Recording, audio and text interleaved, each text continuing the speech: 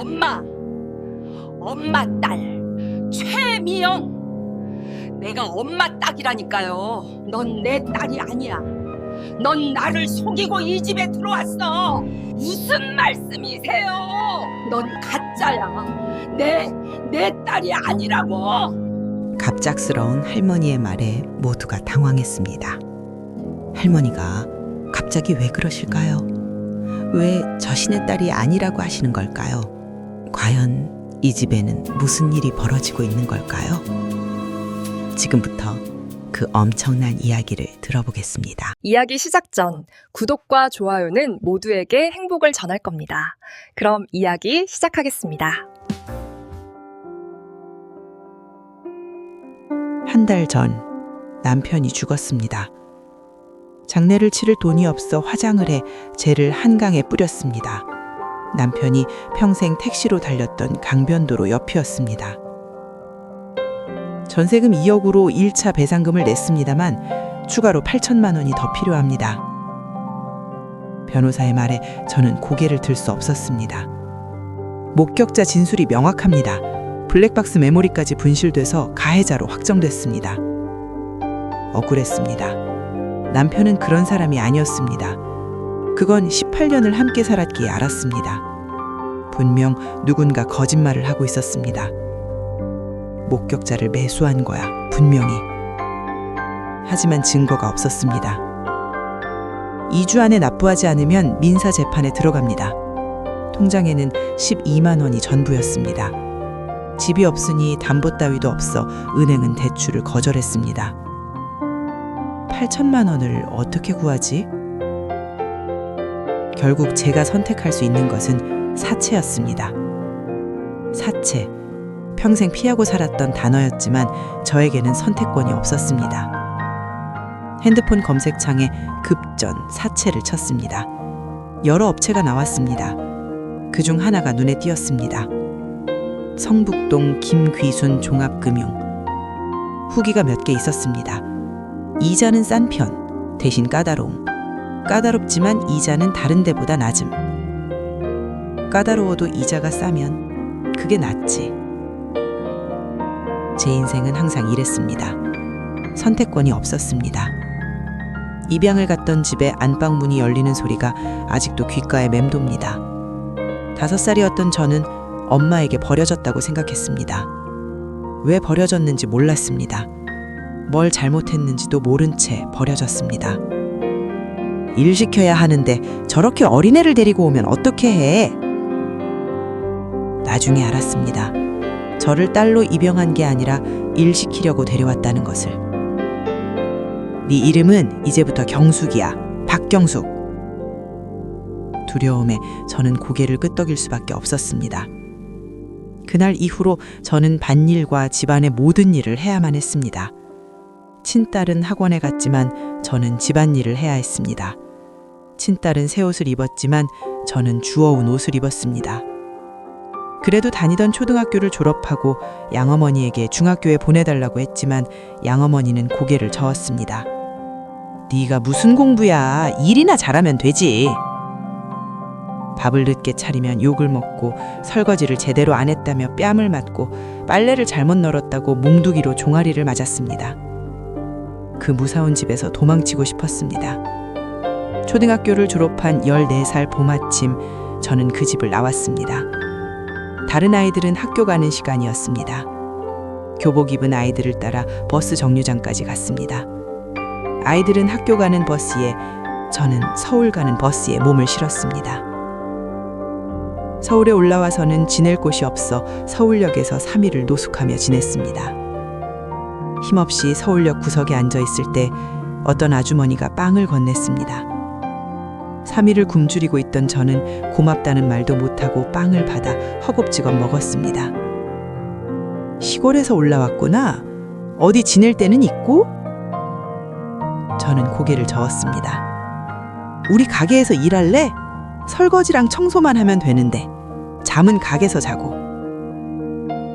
그날부터 그 아주머니 가게에서 일을 시작했습니다. 낮에는 설거지, 밤에는 야간 근무, 새벽에는 청소까지 했습니다. 억척스럽게 살았지만 서울 생활은 만만치 않았습니다. 월세를 내고 나면 남는 돈이 없었습니다. 공장 야간 근무도 시작하고 주말에는 청소일까지 하며 돈을 모았습니다.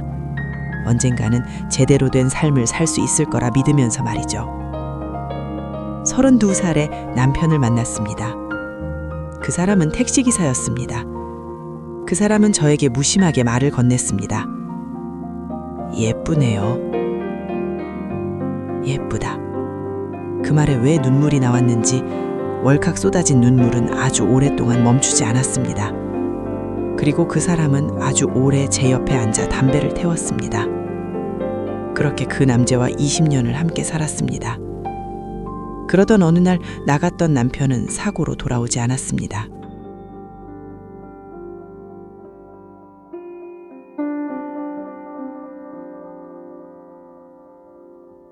저는 돈을 빌리기 위해 성북동의 가파르고 구불구불한 골목길을 올랐습니다. 오래된 은행나무 앞 슈퍼마켓 주인에게 물었습니다. 김기순 씨 댁이 어디예요? 저기 큰 한옥. 근데 요즘 할머니 상태가 안 좋다던데. 주인이 알려준 대로 걸어가니 큰 대문이 보였습니다. 검은색 기와가 담장 너머로 보였습니다. 초인종을 누르자 안에서 누군가가 나오는 소리가 들렸습니다. 40대 후반쯤 되어 보이는 여자가 문을 열고 나왔습니다. 화장이 짙고 명품으로 몸을 감싼 여자는 누가 봐도 부잣집 사모님 같았습니다. 누구세요? 대출 상담 받으러 왔는데요. 여자는 저를 위아래로 훑어봤습니다. 오늘 안 해요. 다음에 오세요. 다음이 어딨어. 2주밖에 안 남았는데. 부탁드립니다. 급해서요. 5분만. 안 된다니까요. 여자의 목소리가 날카로워졌습니다. 그때 안쪽에서 누군가 소리를 지르는 소리가 들렸습니다. 그 소리에 얼굴이 굳어진 여자는 급하게 집 안으로 달려 들어갔습니다. 저는 망설이다가 따라 들어갔습니다. 집 안에는 70대 후반쯤 되어 보이는 할머니가 바닥에 주저앉아 있었습니다. 한 여자가 옆에 서 있었는데 손으로 코를 막고 있었습니다. 할머니 주위에서는 배변 실수를 한 듯 변 냄새가 진동했습니다. 아, 진짜 못해 먹겠네. 저 그만 줄래요. 요양보호사였던 그 여자는 집을 나가버렸습니다. 미치겠네. 엄마, 진짜 왜 이래? 최미영이 손으로 코를 막았습니다. 할머니는 정신을 놓은 듯 멍하니 앉아 있었습니다. 저는 가방을 내려놓고 화장실을 찾아 수건을 꺼냈습니다. 따뜻한 물을 받아와 할머니 곁에 무릎을 꿇었습니다. 그렇게 따뜻한 수건으로 할머니의 몸을 닦아드리고는 조심스럽게 속옷을 갈아입혔습니다. 그리고 할머니를 침대에 눕혀드리는데 할머니가 저를 바라보셨습니다. 손이 따뜻하네. 할머니의 말에 순간 알 수 없는 감정에 가슴이 먹먹해졌습니다. 최미영은 저를 불렀습니다. 요양보호사예요? 아니요, 그건 아닌데 이런 일은 익숙해서요. 최미영의 눈빛이 달라졌습니다. 여기서 일할래요? 하루 10만 원 드릴게요. 숙식 제공하고. 어때요? 일주일이면 70만 원. 조금이라도 모아야 해. 대출은요? 엄마 상태 봐야죠. 일주일 지내보고 괜찮으시면 그때 얘기해요. 어때요? 할 거예요? 말 거예요? 역시 저에게는 선택권이 없었습니다. 할게요. 좋아요. 오늘부터 일해요. 난 최미영이에요. 이 집 딸이고요. 딸, 그 말이 이상하게 귓가에 맴돌았습니다. 그날 저녁 안채 작은 방에 짐을 풀고 할머니 방으로 갔습니다. 할머니는 침대에 앉아 창밖을 보고 있었습니다. 할머니가 천천히 고개를 돌렸습니다. 누구야? 오늘 온 간병인이에요. 박경숙이요. 그래, 넌 손이 참 따뜻하지. 할머니의 거친 손이 제 손을 잡았습니다. 할머니, 주무셔야죠. 밤이 깊었어요. 저는 이불을 덮어드리고 나왔습니다. 방으로 돌아와 창문을 열자 찬 바람이 들어왔습니다. 마당 너머 사랑채가 보였습니다. 할머니의 말이 창을 토해 들어오는 찬 바람처럼 귓가에 맴돌았습니다. 손이 따뜻하네. 왜 그 말이 계속 마음에 걸리는지 저는 알 수 없었습니다. 다음 날 아침 할머니 방 문을 조심스럽게 열었습니다. 할머니는 밤새 눈이 내려 마당이 하얗게 덮여있는 창밖을 내다보고 계셨습니다. 할머니가 저를 보자 고개를 돌렸습니다. 눈이 수북하게 내렸네. 우리 영자랑 눈사람 만들어야 하는데. 잠시 영자라는 이름이 머리에 멈췄습니다. 영자, 누구지? 하지만 저는 할머니가 괜한 소리 하시는구나 하며 그 흔한 이름을 흘려보냈습니다. 할머니, 씻으러 가실까요? 저는 할머니를 부축해 조심히 모셔 화장실에서 씻겨드렸습니다. 할머니를 모시고 나오는데 최미영이 안채 주방 식탁에 앉아 혼자 밥을 먹고 있었습니다. 이거 치워요. 최미영은 자리에서 일어나 약통을 꺼내 할머니 앞에 섰습니다. 엄마, 약 먹어요. 할머니가 고개를 저었습니다. 싫어, 쓰잖아. 짜증나게 빨리 먹으라고요. 최미영이 할머니 턱을 잡고 입을 벌렸습니다. 할머니가 고개를 돌리려 했지만 최미영은 약을 억지로 입안에 쑤셔 넣었습니다. 삼켜요, 빨리. 물컵을 들어 할머니 입에 부어넣듯이 먹이자 할머니는 기침을 해서 옷까지 튀었습니다. 저는 그 모습을 보며 주먹을 쥐었습니다. 엄마한테 저렇게 막대하다니. 할머니가 저를 봤습니다. 도와달라는 듯 저를 향해 손을 뻗었습니다. 최미영이 할머니 팔을 세게 낚아챘습니다. 할머니는 아프다는 듯 표정이 일그러졌습니다. 가만히 좀 있어요. 저 사람 일하는 거 방해하지 말고. 아파. 그럼 말을 잘 들어야지. 최미영이 할머니 팔을 놓자 할머니 팔뚝에는 붉은 자국이 남았습니다. 최미영이 저를 봤습니다. 아침 챙겨 먹여요. 재료는 냉장고에 있고. 최미영이 가방을 들고 현관으로 향했습니다. 할머니가 뒤따라갔습니다. 영자야, 어디 가니? 일하러 가요. 우리 애기 좋아하는 눈사람 만들자. 마당에 눈이 수북하게 쌓였잖아. 우리 같이. 할머니가 옷자락을 잡자 최미영은 할머니의 손을 뿌리쳤습니다. 바쁘니까 귀찮게 좀 하지 마요. 그래도 눈사람 만들어서. 최미영이 저에게 말했습니다. 엄마가 이상한 소리 하면 신경 쓰지 마세요. 치매라서 헛소리 하는 거니까. 할머니의 눈에 눈물이 고였습니다. 영자야. 최미영이 현관으로 나가며 대문이 쾅 닫혔습니다. 그 자리에 서서 문을 바라보는 할머니의 어깨가 축 처졌습니다. 저런 사람이 딸이라니 저는 이해할 수 없었습니다. 할머니는 작게 중얼거렸습니다. 우리 영자가 왜 저렇게 화가 났을까?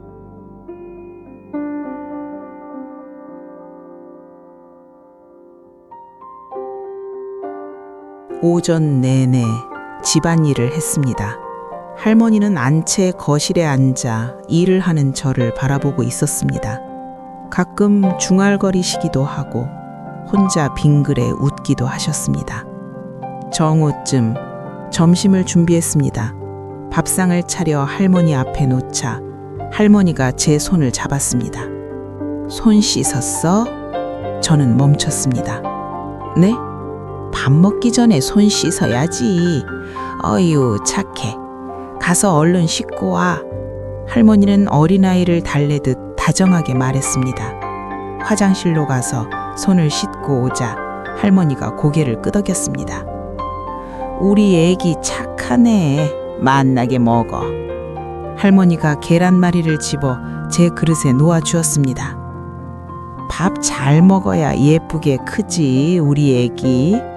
그 말에 다시 가슴이 먹먹해졌습니다. 숟가락을 들었지만 먹먹한 가슴에 밥을 삼킬 수가 없었습니다. 이게 엄마구나. 평생 누군가 제 밥을 챙겨준 적이 없었습니다. 양어머니는 저를 일꾼으로 봤고 서울역 아줌마는 고마운 사람이지만 살가운 사람은 아니었습니다.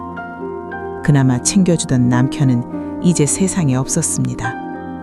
하지만 할머니는 달랐습니다. 손 씻었어?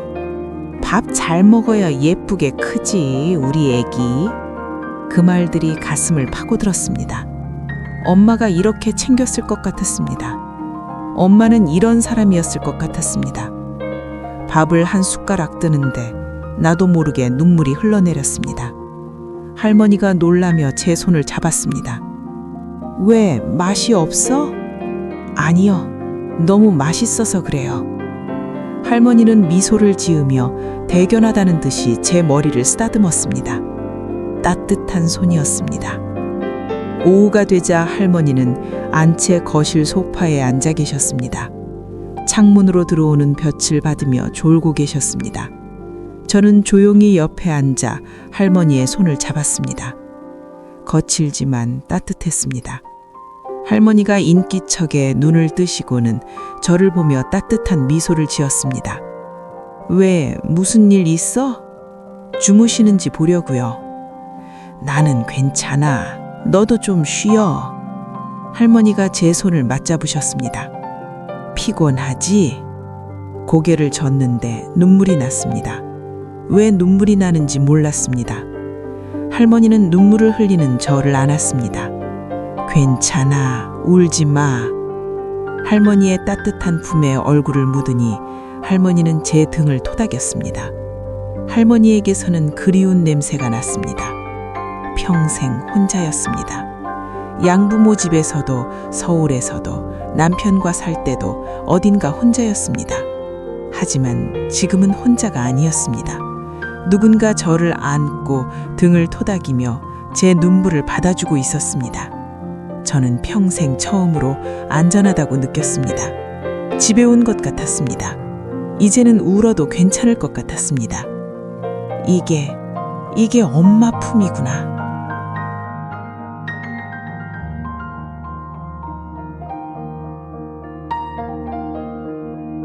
사흘째 되는 날 오후였습니다. 청소를 하고 있는데 안채에서 타는 냄새가 나서 달려갔습니다. 부엌 가스레인지 위 냄비에서 연기가 피어오르고 있었습니다. 저는 급히 불을 끄고 냄비를 내렸습니다. 검게 탄 팥죽이었습니다. 냄비 바닥이 새까맣게 눌러붙어 있었습니다. 그 옆에는 할머니가 나무 주걱을 들고 멍하니 서 있었습니다. 할머니, 괜찮으세요? 우리 영자가 팥죽을 좋아해서. 할머니 눈에 눈물이 고였습니다. 또 태워버렸네, 또. 바로 그때 최미영이 안채로 들어왔습니다. 탄 냄새를 맡고 얼굴을 찌푸렸습니다. 또 뭘 태운 거예요? 팥죽을 끓이다가. 엄마, 왜 이래? 정신 좀 차리세요. 최미영이 할머니 손에서 주걱을 빼앗자 할머니가 놀라 움찔했습니다. 우리 영자가 팥죽 좋아해서. 영자 아니고 미영이라고. 이름 바꾼 지가 언젠데 몇 번을 말하게. 경숙 씨, 저거 치워요. 냄비를 들고 싱크대로 가다가 검게 탄 팥죽이 손에 묻어 맛을 보았습니다. 달콤하면서도 쓴맛이었습니다. 팥맛이 났지만 그 안에 어떤 따뜻함이 있었습니다. 순간 뭔가가 가슴을 쳤습니다. 이만, 어디선가 희미한 기억이 떠올랐습니다. 아주 오래전 빨간 팥죽, 하얀 그릇, 웃는 얼굴. 하지만 기억은 안개 속에 머문 듯 손에 잡히지 않았습니다. 저는 고개를 저었습니다. 그냥 팥죽일 뿐이야. 하지만 그날 밤 그 맛이 머릿속에 맴돌다 잠을 이룰 수 없었습니다. 알 수 없는 그리움이 가슴을 짓눌렀습니다.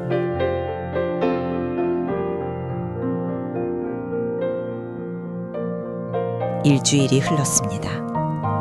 아침마다 할머니를 씻겨드리고 식사를 챙기고 약을 챙겼습니다. 밤에는 할머니 방에 들어가 이야기를 나눴습니다. 할머니는 가끔 제 손을 잡고 한참을 말없이 계셨습니다. 할머니 손이 떨리는 것을 느낄 수 있었습니다. 할머니가 무언가를 참고 있다는 것을 알 수 있었습니다. 최미영은 매일 아침 나갔다가 저녁 늦게 돌아왔습니다. 돌아오면 할머니를 보지도 않고 사랑채로 곧장 들어갔습니다. 그저 저에게 지시만 내렸습니다. 내일 저녁은 좀 제대로 차려줘요. 손님들이 와요. 누가 오시는데요? 그건 신경 쓰지 말고 음식이나 잘 준비해요. 여느 날과 같이 할머니는 안채 거실 소파에 앉아 계셨습니다. 할머니가 창밖을 보고 계셨습니다. 할머니, 뭘 보고 계세요? 할머니가 저를 봤습니다. 눈에 눈물이 고여 있었습니다. 나 이상한 꿈을 자꾸 꿔. 무슨 꿈이요?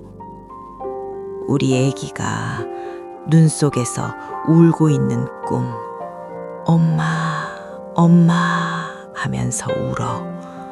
그런데 내가 다가가려고 하면 자꾸 멀어져. 저는 할머니를 안아드렸습니다. 괜찮아요. 그냥 꿈이에요. 아니야. 우리 애기가 나를 찾고 있는 것 같아. 저는 가슴이 무너졌습니다. 할머니의 등을 토닥였습니다. 할머니, 애기가 어떻게 없어졌는데요? 할머니가 고개를 들었습니다. 눈물이 흘러내렸습니다. 시집에서 쫓겨났어. 아들을 못 낳는다고. 저는 숨을 죽이고 들었습니다. 동짓날 우리 애기한테 팥죽을 해줬어. 애기가 팥죽을 좋아했거든. 그릇까지 핥아먹으면서 그렇게 맛있다고 또 해달라고 그랬는데. 할머니의 목소리가 떨렸습니다. 다음 날 집에서 쫓겨났어. 애기는 데리고 나갈 수 없었어. 시댁에서 안 보내줬어. 애기를 붙잡고 그렇게 사정을 했는데 시아버지라는 사람이 날 끌어냈지. 모진 양반. 할머니가 울음을 터뜨렸습니다. 나중에 몇 달 후에 알았어. 계모가 들어와서 우리 애기를 다른 집으로 보냈다고. 우리 애기를 미친 듯이 찾아다녔어. 애를 보냈다는 집에 찾아갔지만 도망갔다고 하더라고. 그래서 전국을 찾아다녔어. 평생을. 하지만 못 찾았어.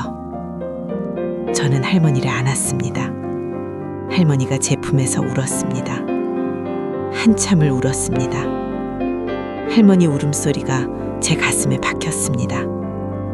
우리 엄마도 나를 그렇게 찾았을까? 괜찮아요, 할머니. 잘못 아니에요. 그래도 결국 따님 찾아서 같이 살잖아요. 저는 할머니 등을 토닥였습니다. 할머니가 저를 토닥여 주었던 것처럼. 저녁 준비를 했습니다. 6시쯤 사랑채의 현관 초인종이 울리자 최미영이 나가 문을 열었습니다. 남자들 목소리가 들렸습니다. 어서 오세요. 들어오세요. 저는 부엌에서 귀를 기울였습니다. 여보, 먼저 안채 가서 엄마 진찰부터 해. 변호사님은 사랑채에서 기다리세요. 여보? 남편이 있었어? 안채 쪽으로 발소리가 나자 저는 급히 부엌문을 열고 복도로 나갔습니다. 최미영과 최미영의 남편 박준호가 할머니 방으로 들어갔습니다. 저는 할머니 반쯤 열려있는 방문 앞에 섰습니다.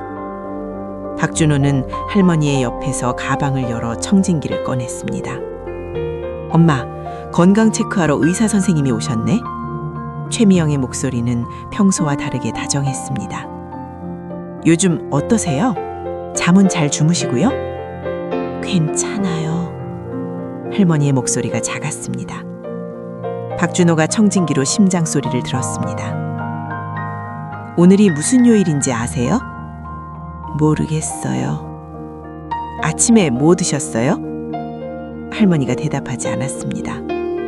네, 알겠습니다. 할머니, 편히 쉬세요. 방에서 나오려는 때 저는 급히 부엌으로 돌아갔습니다. 저는 음식을 사랑채로 날랐습니다. 거실에는 최미영, 박준호, 그리고 양복을 입은 또 다른 남자가 앉아 있었습니다. 탁자 위에는 서류들이 펼쳐져 있었습니다. 저는 음식을 내려놓고 나왔습니다. 하지만 문을 완전히 닫지 않았습니다. 복도에 서서 귀를 기울였습니다. 박 선생님, 진단서는요? 변호사로 보이는 남자가 물었습니다. 여기 있습니다. 중증 알츠하이머, 인지기능 저하 심각, 성년 후견인 필요 소견. 박준호가 서류를 건넸습니다. 좋습니다. 이 정도면 법원 허가 받는데 문제 없겠네요.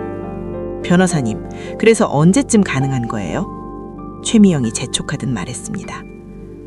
서류 제출하고 법원 심리 거쳐서 한 달 정도 걸릴 겁니다. 한 달이나요? 더 빨리 안 돼요? 법원 절차라서요. 그런데 할머니 재산 규모는 어떻게 되시죠? 이 집이랑 다른 부동산, 예금, 주식까지 하면 몇백억은 되죠. 그 정도면 성년 후견인 선임 후 명의 이전 진행하시면 됩니다. 관리 권한이 전부 넘어오니까요. 빨리 진행해 주세요. 우리 병원 빚이 있어서. 박준호가 말했습니다. 알겠습니다. 제가 최대한 빨리 처리하겠습니다. 머릿속이 복잡해졌습니다. 성년 후견인, 몇백억, 명의 이전, 병원 빚. 무슨 일이 벌어지고 있는 거지?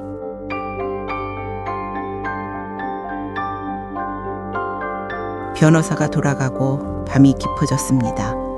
할머니를 재우고 작은 방으로 돌아왔지만 잠이 오지 않았습니다. 사랑채에서 최미영과 박진호가 이야기하는 소리가 들렸습니다. 방에서 나가 사랑채 쪽으로 조심스럽게 다가가자 목소리가 더 크게 들렸습니다. 그러니까 확실하게 해야지. 왜들래? 최미영의 목소리가 날카로웠습니다. 당신이 의사잖아. 진단서 더 심각하게 써자 법원에서 의심 안 한다고. 이미 중증으로 썼어. 더 심각하게 쓰면 티가 난다고. 박준호의 목소리였습니다. 그 노인네 정신 멀쩡한 거 나도 알아. 그런데 몇백억이라고. 몇백억. 저는 벽에 등을 기댔습니다. 그 노인네 정신 멀쩡한 거 안다고? 허위로 진단서 쓴 거 걸리면 나 의사 면허 정지될 수도 있어. 지금 그게 문제야? 빚이 50억이야. 최미영의 목소리가 더 커졌습니다. 알았어, 됐어. 어차피 명의 이전만 되면 끝이야. 그런데 그 노인네가 살아있으면 계속 문제 아니야? 나중에 정신 차리면. 박준호가 조심스럽게 말했습니다. 침묵이 흘렀습니다. 좀 일찍 처리하면 되지. 최미영의 목소리가 낮아졌습니다. 최미영의 말에 저는 온몸이 얼어붙었습니다. 그 노인네가 살아있으면 일찍 처리한다고? 저는 급히 작은 방으로 돌아와 문을 잠갔습니다. 떨리는 가슴을 진정시킬 수 없었습니다.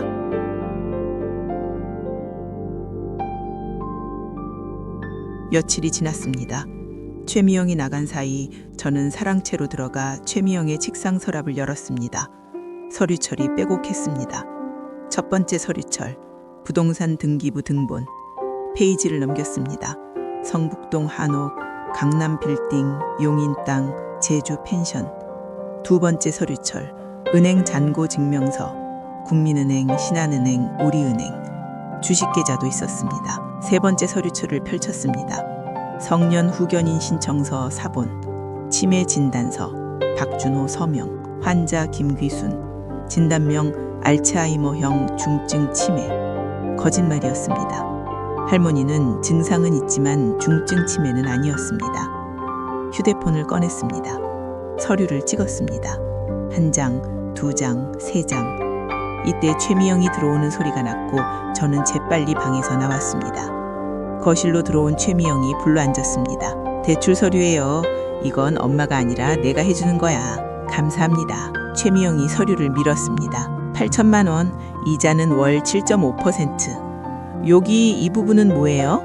채무 불이행 시 담보물 처분에 동의함. 최미영이 억지스러운 미소를 지었습니다. 형식적인 거예요. 돈만 제때 갚으면 아무 문제 없어요. 저는 볼펜을 들었습니다. 서명란에 박경숙 세 글자를 적었습니다. 최미영은 바로 입금해 주었습니다. 경숙 씨, 이자 싸게 해주는 대신 계속 여기서 일하는 거 알죠? 그 후로 저는 계속 할머니 곁을 떠나지 않았습니다. 최미영이 약을 가져오면 제가 받았습니다. 하나하나 확인했습니다. 최미영의 눈빛이 점점 차가워졌습니다. 그렇게 며칠 후 안채에서 최미영과 할머니의 소리가 났습니다. 할머니 방으로 다급하게 달려가 보니 최미영이 물컵을 들고 있었습니다. 뭐 하세요? 엄마 약 드시는 거예요. 힘없이 침대에 앉아있는 할머니의 손에는 약이 들려 있었습니다. 최미영의 최근에 할머니가 약을 입에 넣고 삼키셨고 삼킨 것을 확인한 최미영은 방을 나갔습니다. 할머니, 방금 뭐 드셨어요? 약, 미영이가 줬어. 잠시 후 할머니 얼굴이 창백해졌습니다. 입술색이 변했습니다. 할머니, 어지러워. 머리가, 숨이 안 쉬어져. 할머니, 할머니가 쓰러지시고는 숨을 가쁘게 몰아쉬고 있었습니다. 저는 휴대폰을 꺼내 119를 눌렀습니다. 바로 그때 최미영이 방으로 달려들어왔습니다. 뭐 하는 거예요? 최미영이 제 휴대폰을 빼앗았습니다. 돌려주세요. 119 불러야 해요. 필요 없어. 우리 남편이 의사야. 지금 오고 있다고. 30분 후 박준호가 도착했습니다. 청진기를 꺼내 할머니 심장 소리를 들었습니다. 혈압이 많이 떨어졌네. 맥박도 약하고. 박준호가 가방에서 라벨이 없는 작은 주사병을 꺼냈습니다. 그게 뭐예요? 승합제요. 혈압 올리는 약. 라벨이 없는데요? 박준호가 제 말을 무시하고 주사병에 바늘을 꽂자 주사기 안에 투명한 액체가 차올랐습니다. 저는 최미영을 봤습니다. 최미영과 박준호는 눈빛을 주고받았습니다. 그 순간 주사는 승합제가 아니라는 생각이 들었습니다. 박준호가 할머니 팔을 잡고 주사 바늘을 혈관에 넣으려 할 때 저는 박준호 손을 쳤습니다. 주사기가 바닥에 떨어졌습니다. 뭐 하는 거야? 그거 승합제 아니잖아요. 최미영이 저를 잡았습니다. 팔을 비틀었습니다. 이 여자가 미쳤나? 당장 나가! 싫어요. 할머니 죽게 놔둘 수 없어요. 최미영은 저를 복도로 밀어냈습니다. 그리고 제 얼굴 가까이 다가왔습니다. 경숙 씨, 당신 돈 갚아야죠. 8천만 원. 이자가 월 7.5%예요. 갚을 수 있어요? 갚을게요. 어떻게? 못 갚으면 어떻게 되는지 알아? 계약서 봤지? 담보물 처분에 동의했잖아. 담보가 뭔데요? 당신 신장, 온몸이 얼어붙었습니다. 적출수술 간단해.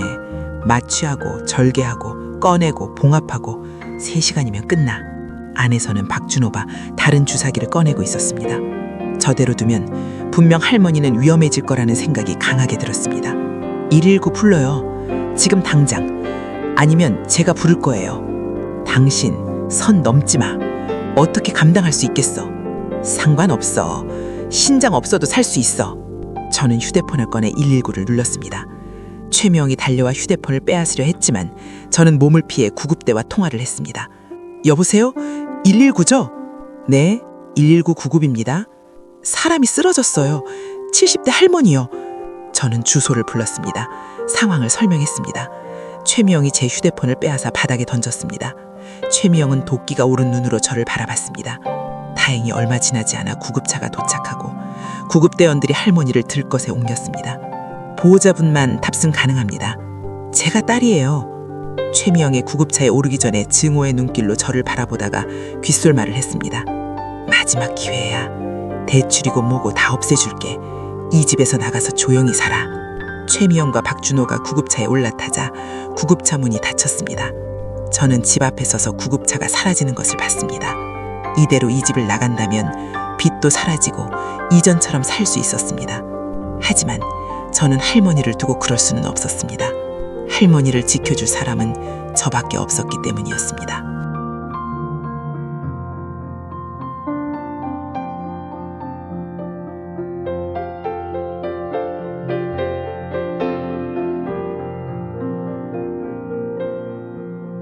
저는 할머니가 가신 병원으로 향했습니다. 할머니는 면회가 제한한 중환자실에 입원하셨습니다.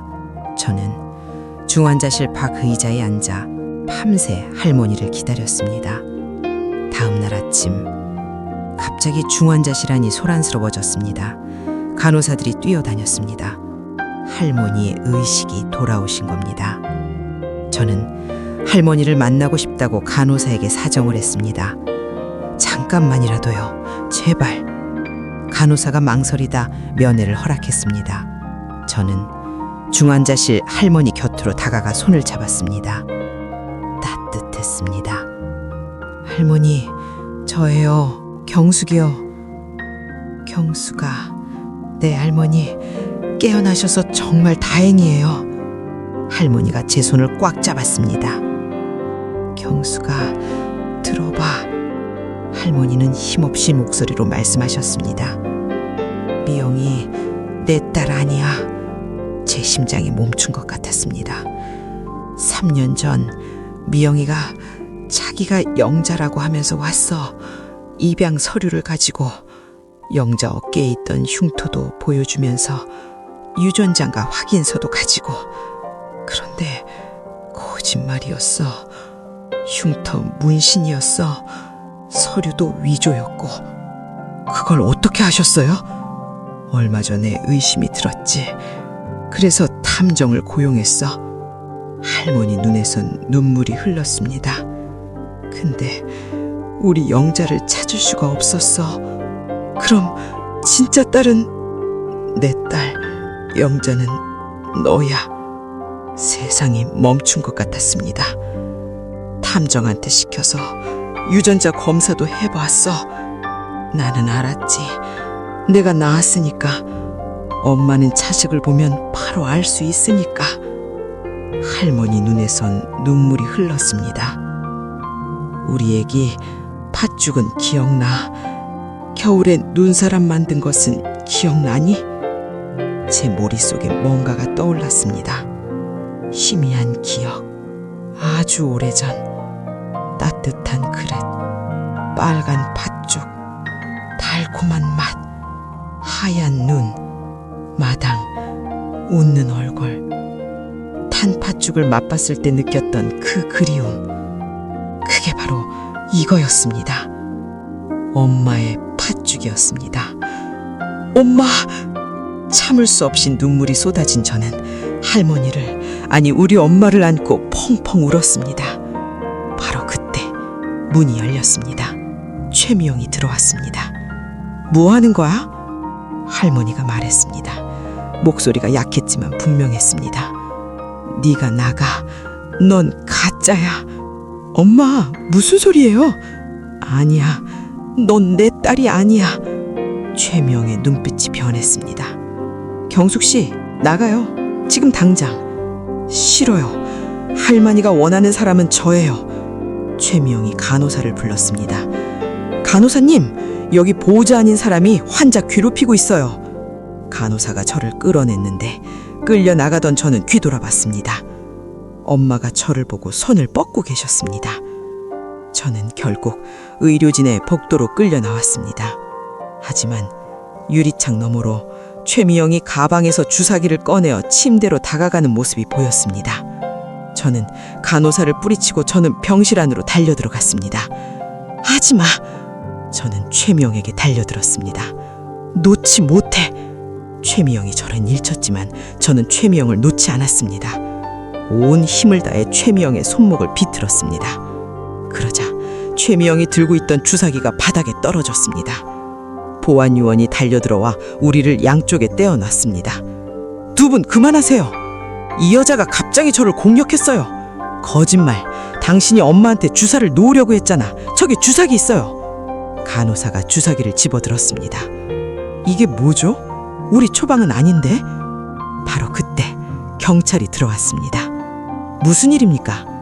CCTV 확인해 주세요. 다 찍혔을 거예요. 1시간 후 보안실에서 CCTV 영상이 재생되었습니다. 화면에는 최미영이 가방에서 주사기를 꺼내어 침대로 다가가는 모습이 보였습니다. 최민영 씨, 이걸 어떻게 설명하시겠습니까? 그건 영양제를, 이 주사기 안의 액체를 약물 검사에 보내겠습니다. 그리고 경사님, 이것도 봐주세요. 저는 휴대폰을 꺼냈습니다. 사랑채에서 찍어놓은 사진들을 보여줬습니다. 허위 치매 진단서예요. 성년 후견인 안신청도도 있어요. 할머니 재산을 노린 거예요. 제가 엄마 딸이라고요. 제가 왜 그러겠어요? 최미영이 소리쳤습니다. 아니야, 넌 엄마 딸이 아니야. 그럼 진짜 딸은 누굽니까? 저는 잠시 말을 멈췄습니다. 저예요. 제가 50년 전에 헤어진 진짜 딸이에요. 엄마가 저를 알아보셨어요. 공식 유전자 검사가 필요하겠네요. 경사가 최미영을 봤습니다. 최미영 씨, 일단 저희하고 같이 경찰서에 가시죠. 최미영에게 수갑이 채워졌습니다.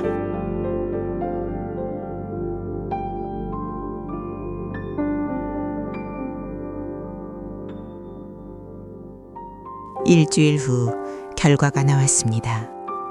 약물 검사 결과 주사기 안의 투명한 액체는 칼륨 과다용액이었습니다. 심장을 멈추게 할 수 있는 치명적인 양이었습니다. 공식 유전자 검사 결과도 나왔습니다. 99.99% 일치. 저는 김기순의 친딸 최영자가 맞았습니다. 최미영과 박준호는 구속되었습니다. 제 8천만 원 빚도 해결되었습니다. 불법 계약으로 무효 처리되었습니다. 신장을 담보로 한다는 조항은 처음부터 법적 효력이 없었습니다. 얼마 후 엄마는 퇴원하셔서 우리는 성북동으로 돌아왔습니다. 빨간 벽돌 담장을 따라 골목으로 올라갔습니다. 익숙한 대문이 보였습니다. 문패에는 여전히 김기순 세 글자가 새겨져 있었습니다. 저는 이제 이 집의 딸로 돌아온 것이었습니다. 마당에 눈이 소복이 쌓였습니다. 장독대 위에도 하얗게 덮였습니다. 저는 부엌에서 팥죽을 끓이고 있었습니다. 엄마가 좋아하시던 맛이었습니다. 50년 전 그 맛이었습니다. 냄비에서 김이 모락모락 올라왔습니다.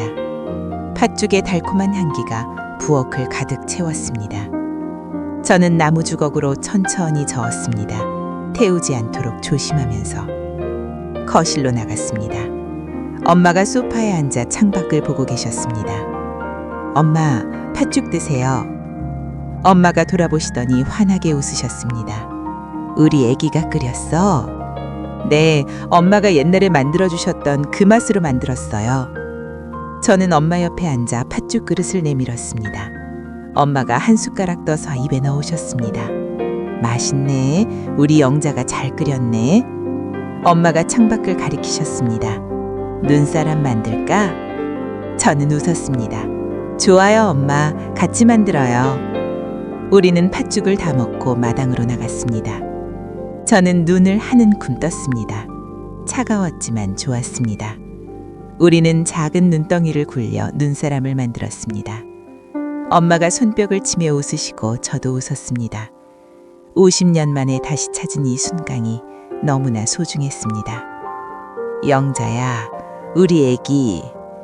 네, 엄마. 이제 다시는 안 놀게. 절대로. 저도요, 엄마. 저도 절대 안 놀게요. 우리는 눈 내리는 마당에서 오랫동안 서 있었습니다. 엄마와 딸이 다시 만난 이 한옥자택에서 50년의 시간을 뛰어넘어 마침내 함께였습니다. 태워버린 팥죽처럼 쓰라렸던 지난 세월이었습니다. 헤어짐의 아픔, 혼자였던 시간, 엄마를 찾지 못했던 날들. 하지만 이제는 달콤하고 따뜻한 새로운 시작입니다. 엄마와 함께 집으로 돌아온 이 순간부터. 이야기는 재미있게 들으셨나요? 여러분의 마음속에도 아직 다 지워지지 않은 태운 팥죽 같은 아픈 기억이 있으신가요? 이제는 그 아픔을 내려놓고 영자와 엄마처럼 따뜻한 팥죽 한 그릇 나누며 웃을 수 있는 행복한 시간이 되시길 바랍니다. 인생이 아무리 써도 당신 곁에는 반드시 그 맛을 알아주는 누군가가 있습니다. 오늘 이야기가 마음에 드셨다면 구독과 좋아요 그리고 알림 설정 부탁드립니다. 여러분의 따뜻한 댓글 한 줄은 다음 이야기를 준비하는 저에게 큰 힘이 됩니다. 저는 다음에도 가슴 뭉클하고 맛깔나는 이야기로 찾아뵙겠습니다. 시청해 주셔서 감사합니다.